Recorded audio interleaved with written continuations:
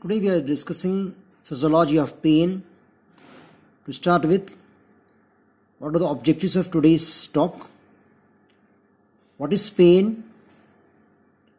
What are the pain receptors?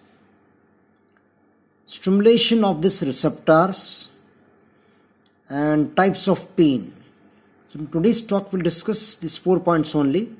Under this heading we'll discuss the pain, and the next session we'll discuss regarding detail of different types of pain.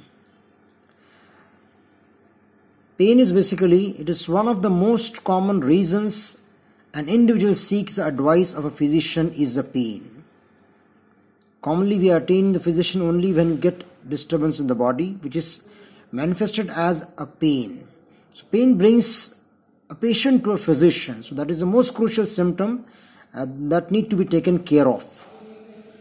Pain was called by Sherrington the physical adjunct of an imperative protective reflex. So basically it is a protective reflex. It tells the body that something is going wrong at some part of the body. So it protects the body. So commonly you can observe when you are walking barefooted, suddenly we lift our leg. That is the reflex. So we found that now there must be something pricking your soul, maybe a nail, maybe a glass piece. So that has generated pain, and you reflexly take up your leg to protect yourself from that injured part, piece of. So it sounds warning that something is going wrong. So it is the most crucial symptom which brings a patient to the doctor, that is a pain. Now to start with the physiology, the pain receptors, you can see this is a part of skin I have shown. In this you can see these are the hairs. This is the different layers of skin, and you can see the number of receptors located here, which already we have discussed during physiology of receptors. There are receptors like roughness, ending methyl corpuscles, like this, so many are there. But for the pain now, these are the free nerve endings. You can see they are scattered. These are free nerve endings are there. These are the free nerve endings, which are the receptor for the pain. Free nerve endings. These are also called as nociceptors. These are unmyelinated dendrites of sensory neurons. Now the basic stimulus, that is most important, how they get stimulated. So this is the simple part. There is no specialized receptor for the pain, just free nerve endings. As per our current knowledge, maybe in the future with discoveries, we may find something different types of receptors. But up to the current knowledge, these are free nerve endings. Now most important thing is how they get stimulated. They are stimulated by mechanical distortion, thermal, that is skin is heated above 45 degrees Celsius, and third is chemical. So by these three ways there is stimulation, and fourth is the ischemia, which we'll discuss it separately. Now we can see this is the part of skin I've shown. Now there is a mechanical distortion by anything, by a knife, by a blunt trauma, by accident, whatever. There is a mechanical injury to the part of skin, and because of this there will be distortion of the epithelium and cells gets damaged. So this is the one way of starting of the pain, that is a mechanical distortion. Second can be simply if this part of skin gets heated by anything, like boiled water is thrown on the skin, or so you are exposed to fire, or chemical burns like acid is thrown on the skin. So any of this, what will happen, there is nothing but a distortion of the epithelium, and because of this you can see there is a release of chemicals. Now this is the most important thing. Now these chemicals are very crucial for our understanding.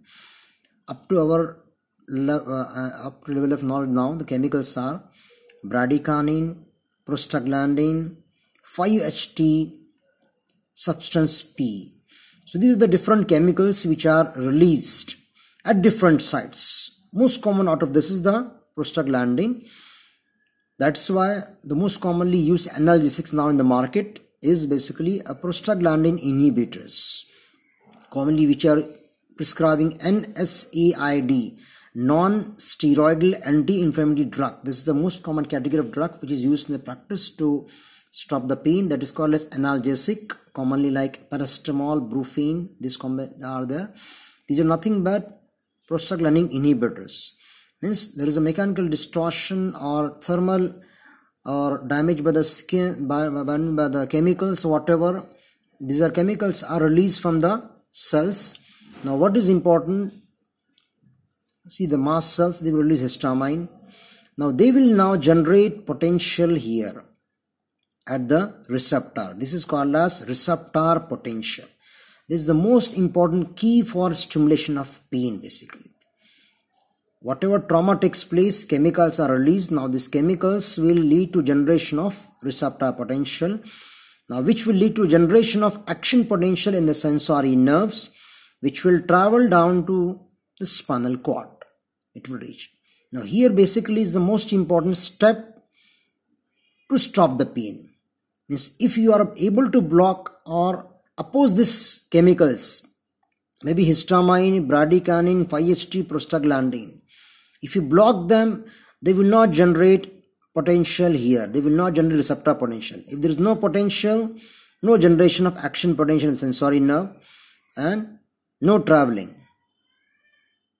So you will get pain only when there is action potential reaching the spinal cord. After that, we know the tracts are there which will carry the pain, that is spinothalamic tract. So this is the first step where you can stop the pain. So this is a great area of research. Whatever, if you want to stop the pain of an individual, you can stop here. And that's why commonly the anesthesia, local anesthesia what we're using now is that only. Suppose this part of ear get damaged and you want to do dressing or stitches on this part. What we do, we put up an injection from here and we are giving local anesthetic to this nerve.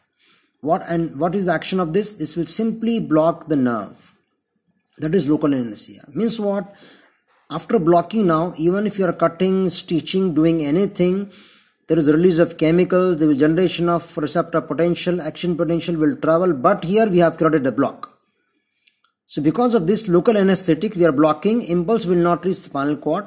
Impulse will not reach spinal cord, that means there is no pain to the patient till block is there. Moment block is released, after that he will get some pain because of stimulation, but meanwhile in that time, because of circulation, the chemicals are removed by the blood, and if chemicals are removed, there is no stimulation. So this is the very important step in stopping the pain, that is analgesia. So these are the chemicals which are released in response to either mechanical or a thermal or a chemical stimulation. What they will do, they will lead to generation of receptor potential in the free nerve endings, which will lead to generation of action potentials in the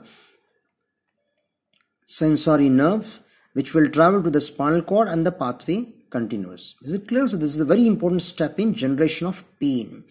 That is, chemicals are released which will generate receptor potential, which will generate action potential in sensory nerves, which will come to the spinal cord. Okay, so these are the chemical substance commonly, that is bradykinin, serotonin. From dying cells, they release proteolytic enzymes that reacts with circulating globules to form bradykinin. So it is being formed basically. Apart from that, histamine, potassium ions, acid, substance P, prostaglandins, these enhance the sensitivity of pain nerve endings. Okay, so these are the chemicals. Maybe some new chemicals we are able to find in the future and we can block them. So this is the good area of research to control the pain of a patient. Now the tissue ischemia, which we commonly observe, very commonly we are getting regarding heart attack, angina or ischemia we see. Suppose the coronary artery gets blocked. What happens? Because of the blockage, there is no blood supply. No oxygen is reaching the cells. So that will lead to anaerobic metabolism, which will lead to formation of lactic acid through anaerobic cycle. Also bradykinin, proteolytic enzymes release due to the cell damage. Now this will again stimulate the nerve endings, or they will generate receptor potential, which will lead to generation of action potential in sensory nerves, that is free nerve endings, and they will travel to the spinal cord. Okay, so everywhere mechanism is nothing but coming down to chemical only. Whether you get a mechanical trauma, whether you get a thermal injury, whether you are getting chemical injury on the skin, ultimately there is release of chemicals from the damaged cells, and that chemicals will lead to generation of receptor potential that will lead to generation of action potential in sensory nerve, which will come to the spinal cord. And from here, our spinothalamic pathway will carry on this receptor potential, action potential to the brain in the cortex, which we have discussed along with the ascending tract. Now again to revise with, this is the spinal cord, this is the piece of skin. From here our sensory nerve is arising. Okay. So this tract, as we know, is called as the spinothalamic tract because it is starting from the spinal cord by the sensory relay neuron, crossing to opposite side, going up to the thalamus, and from thalamus, third order neuron are going to the cortex. Now these fibers which are arising from the skin or subcutaneous tissue which are carrying the sensation, these are A delta fiber which are fast conducting. And there are some fibers which are carrying from the deep part of the skin, subcutaneous tissue or the muscle. These are C fiber. And if you just recall your physiology of classification of nerve fibers in Erlanger's classification, A delta fiber are fast conducting, they have high nerve conduction velocity. C fibers are slow conducting fibers. Now see, we are giving a stimulation to the skin now by mechanical distortion trauma. What will happen now? It will generate action receptor potential, which will lead to generation of action potential, which will travel to the spinal cord. Now this will generate action potential in the sensory relay neuron in the spinothalamic tract, which will go up to the thalamus. Now this will again generate action potential in the thalamic neuron. From here it will go to the sensory cortex. Now as we are starting this stimulus from the periphery, this type of pain is called as peripheral pain. Is it clear? So stimulation is coming from the periphery, which will traveling again by same pathway of spinothalamic tract up to the cortex. So it is a peripheral pain. Now sometimes there can be initiation in the brain itself, that is at the thalamus. So this will lead to generation of action potential there in the thalamus, which will go to the cortex. Means it is arising directly from the center, so it is called as central pain. So this is the gross classification of pain. Central mechanism, its origin is in the center from the thalamus, and peripheral mechanism, that is arising from the receptors. Now we'll see the further categorization of the peripheral in detail. So in the peripheral pain, see, this is the stimulation coming to the skin, but as we know, this is arising from the somatic structures, skin, subcutaneous tissue, muscle. These are called as somatic structures, so it is called as somatic pain. So in peripheral pain, this is the first category of pain called as somatic pain, as it is arising from the somatic structures. Now we know these are having this viscera, okay, stomach, our intestine, our liver, spleen, kidney. They are, as we know, these are the autonomic organs. So these receive autonomic